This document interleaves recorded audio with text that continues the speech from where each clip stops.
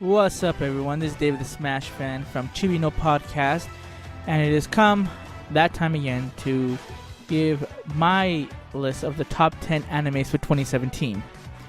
Now, as with every list that you're probably going to hear these next few weeks, these are all based on animes that A, I have watched, and B, that were to my liking. So, if you're looking for Boruto, Monogatari series, or Kemono Friends, which for some reason was really popular, that will not be on my list. So if you're looking for those, just go to another video. So this will be part 1, that will go from 10 to 6, and then part 2 will be from 5 to 1. So without further ado, let's get started. Number 10 is Masamune-kun no Revenge. Now, this anime came out January 5th and it ran to March 23rd. The studio that does this anime was Silverlink, so they're known for the Bakken Test series, Shonen Sample, and Kokoro Connect, just to name a few. Now, the premise of this anime is very simple.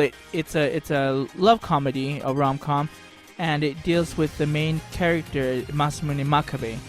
And basically the premise of the story is that he has worked for years to get fit, really fit and skinny, because he was a kind of chubby kid when he was little, and he used to hang out with this girl named Aki Aragaki, who is the one that he's trying to pursue. But the twist on it is that he's not doing it so that he can fall in love with her or to make her his, but he's wanting to exact his revenge on her because he at a critical moment was basically left alone when he needed her the most, and was called Piggy in the dub version. And so he's working with her maid, which is Yoshino Koiwai, to exact this revenge. So it's very interesting because the love in there is not really there. It's basically he's just trying to fake it to get the revenge, saying, "Oh, I was actually the chubby kid, all along, and I'm gonna leave you now, like you did me." Kind of that's his whole goal to do. I really liked this series. It was, like I said, it was very different because it wasn't that he is trying to fall in love with her. He's trying to make her fall in love with him and then leave her. So it's kind of really diabolical in that sense. And there are other girls that are in this show as well that kind of make it kind of a harem-y. Cause there's Neko, who's in there, who again who I think to me is personally my favorite girl, because she's just awesome. I think that's who he should pick. But it kind of looks like if you watch the show that, his interest is not really love. It's just to exact his revenge on there. And I really hope that they do a second season on this anime, because the first season it was good, and the story from the manga is good, but it's the second part that they kind of tease at the end of the first season, that if they do a second season, you're gonna get a lot more character development. At this point, where the manga is, they've revealed a lot of different things that maybe some people have speculated, but to me it took a left turn. I was like, oh, that's cool. So if you were not satisfied with the anime, go ahead and read the manga. It is good. Number 9, we have Fukumenke Noise, or Anonymous Noise.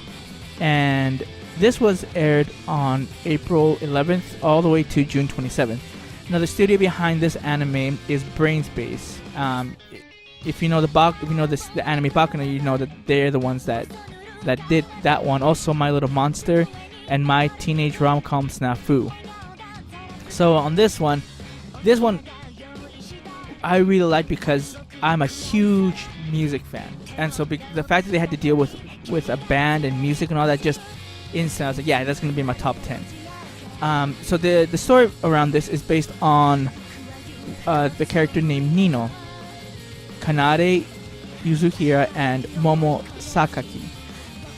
So Nino is the main character. She's a girl, and basically she is wanting to find this person who was very dear to her when she was little, named Momo. And in this pursuit, she finds another person that she knew from her past named Kanade. And he has feelings for her, but she has feelings for Momo. And Momo, we don't know where he, we're trying to figure out where his feelings are when you eventually, see him and get to know a little bit more about him. So it's like this basic love triangle thing that's been going on with them. Story-wise, it's kind of okay. I get a little tired of having the main character, especially when because it's Nino, that she's so focused on Momo, like she can't really realize what's going on around her with other characters. To add to this love triangle, we also have another person called Mio, who is the singer of the band that is in this anime called Inohari or Inohari. And so basically she has feelings for someone else there, and it just kind of gets all bundled up in there. So they're not really, it's not really complicated, those like who likes who and what, but if you focus on that, then it wasn't good. But if you're focusing on the music, like I loved every song. Like the opening that you hear called High School, that was awesome. The song Canary, Allegro, just great songs, like great J-rock, J-pop songs to listen to, and that's what I really liked. The downfall to this anime though was when they did the concert parts, when they actually are singing and playing, they did this kind of CGI style, and it just felt so out of place. I was like, ugh, don't go. I'll watch Berserk and then watch this. Like, that's how bad it was. But again, like, to me, the saving grace was the music. And so if you really like music and you like that it's that animes that center on that, like Back Mongolian Chop Squad or maybe Show by Rock, like if you like those kind of animes, okay, they can't really focus on much of the band playing, but they had great music. If you like those ones, I would suggest watching this. Next one, number 8, Digimon Try. Now, Digimon Try is gonna be the two movies that came out. So the first one, which was the 4th movie, which was Lost, came out February 25th, and then the 5th movie called Coexistence came out September 30th. And obviously this is by Toei Animation, the studio who brings you Dragon Ball Super and One Piece. And this one is a continuation of the Digimon Try movie series that they've been doing since 2015 in Japan. And so they pick up where they left off. So basically, if you watch the first 3 movies, you find out that they had to reset the Digiworld. And so this is where the 4th movie starts off, with all the Digimon trainers, the Digidestined, so like Tai, Matt, TK, Joe, Mimi, or if you're watching Japanese, Taichi, Yamato, Takeru instead of TK. So they go back to the Digimon world, and they're trying to reconnect with their Digimon because the Digimon don't remember who these people are. So the 4th movie takes place with them trying to get to know the Digimon again. So it was really refreshing to see the different approaches that they took to get that friendship back that they had with their Digimon. The main focal point of this one was obviously Sarah and I forget the Digimon's name. But anyway, in her Digimon, because she's very hesitant and is not basically ignoring Sarah and not wanting to talk to her and become friends with her. So that's like the 4th movie. In the 5th movie, the setup is it follows the climax of the 4th movie of the fight that they had, and in this one they're basically trying to figure out what they're gonna have to do with Meikomon, and they're giving news that they have to basically kill Meikomon, and so they're kind of struggling with coming to terms with that decision, whether they should do it or not. And again, they ended off in a cliffhanger, which is actually spoiled with the movie poster. When you watch it, you're like, oh, so that's why they're in those transformations, their evolutions. So I won't spoil that to you, but if you want to see them, I suggest doing it like I was a little upset when I first heard about it, when they made Digimon Try, because of the the artistic style that they chose to do for the movies, but I've grown to like it a lot. Again, it's been very suspenseful. It kind of falls in terms of different subplots that they have in the show that don't really seem necessary. But aside from that, it's been really, really great. I can't wait for the last movie to come out. It's going to come out, I believe, in May of 2018, and then in English dub, it's going to come out, I think, September. So they're really close to the Japanese one. So again, if you love Digimon, go watch it. It's a great addition to the Digimon series. Number 7, Recovery of an MMO Junkie, or Neto Ju no Susume. So this anime came out on October 6th, and it finished just recently on December 8th. This is by Studio Signal.md, and I think this is fairly new because I tried to look information on this studio and I did not find much, if any. And I think they did one or two, but I didn't recognize the animes that they had produced. So this one is a really interesting anime. Like it's a love comedy anime. But it, instead of having them be teenagers like Sword Art Online or anything like the Hack series, this one follows a 30-year-old person whose name is Moriko Morioka, who was working, and then she basically decided to become a NEET. And so she's like, and she keeps saying like, I'm different than those NEETs because I chose the NEET life, so I'm like, not saying superior, but like it's not as desperate, I guess, is the way she tries to make it sound. And she is very, and she gets into a new MMO game, which is Fruits de Mer, and she plays a male character in that game, which is Hayashi, and then she becomes good friends with a female character named Lily. And now there's a twist in there of who Lily is, and I mean, I'll spoil a little bit for you because it's pretty obvious that Lily is going to be a male, and his name is Yuta Sakurai. So the whole story, focuses on her, and in the beginning it's a little bit slow. You're just seeing her interact with the characters in the game, and seeing her have her funny expressions, of what she's thinking outside of the game. And so she kind of lies about like her age and all this stuff, and she kind of shows how she feels about that when you see, instead of the gameplay, you see what she's reacting in real life, and it's hilarious. Like she has like this little like I don't know what it's called, like the lint roller that she uses to clean her carpet. It's just the funniest thing. She just, whenever she's like, oh, I'm sorry, I didn't mean to lie, she like starts cleaning her carpet with the little lint roller. It's awesome. And this anime doesn't really focus on the game. It's basically the game is a means to the end, which is having her come out of her shell.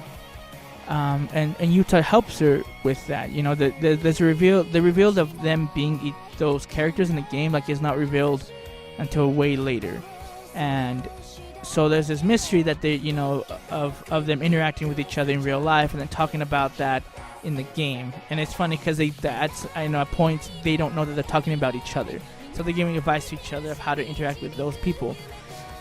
One thing that I think they did really well on in this anime was that it focused on the life of a NEET in not in a funny way, not in a glamorous way.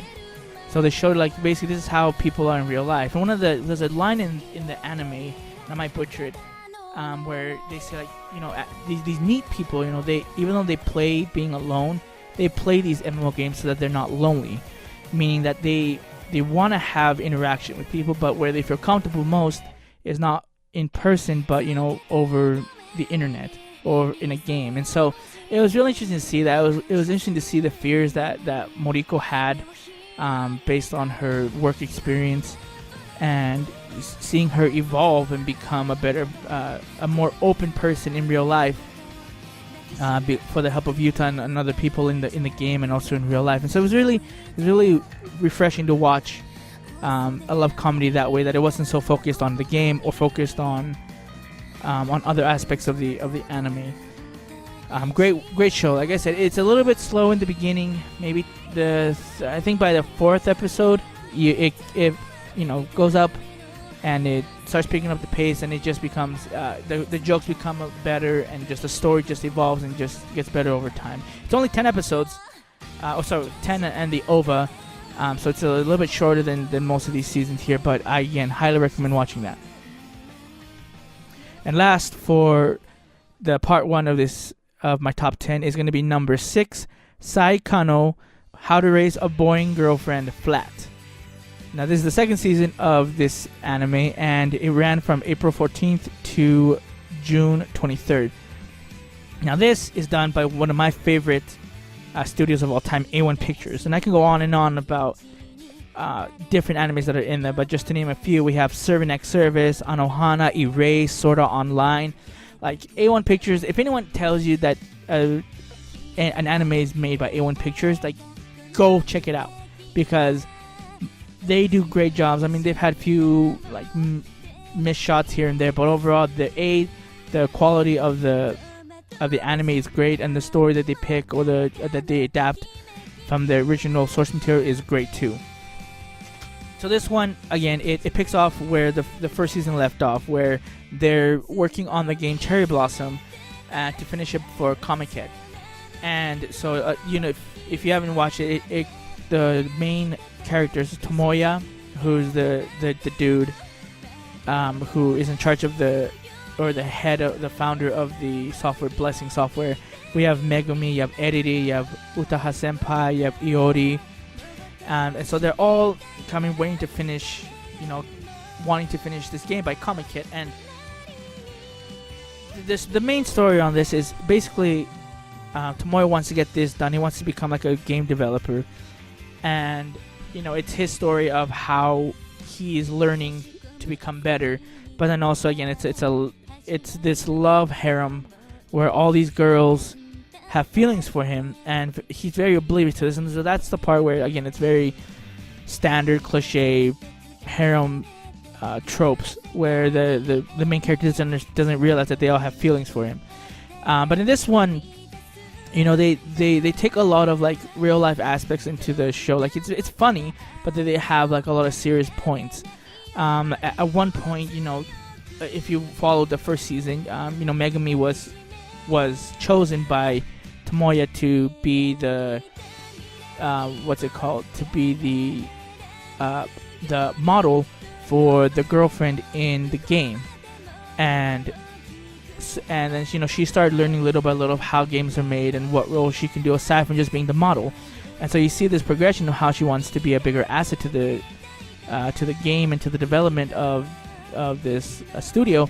But you have Tomoya, who doesn't really give her that moment or the attention that she deserves to say like, hey, you actually are helping us a lot, and doesn't include her in a few things. And so there's some tension that happens between there. There's some good progression with Utaha Senpai, which if you've watched all the way to the end, like, it was just amazing and just funny. With Eriri, Iori was kind of not there, maybe like 3 episodes. I think it was really great to see the progression that all the girls made with him. And again, it goes with how he likes writing, these dating sim games and having different routes. And so I think it was very well written this season, and I'm hoping they do a season 2. But the way they ended season 3, sorry, but the way they ended season 2, like, it's open, but it just kind of, the ending, like the few minutes, it just kind of felt like that's it. They're gonna just end with season 2. They're gonna keep it open and say, well, read the light novels or the manga, whichever one you want to do. But yeah, go ahead and watch that. Alright, so that is it for part 1 of my top 10 anime of 2017. Part 2 will come out fairly soon. Just keep a lookout. Again, this is David the Smash Fan, and have a good day.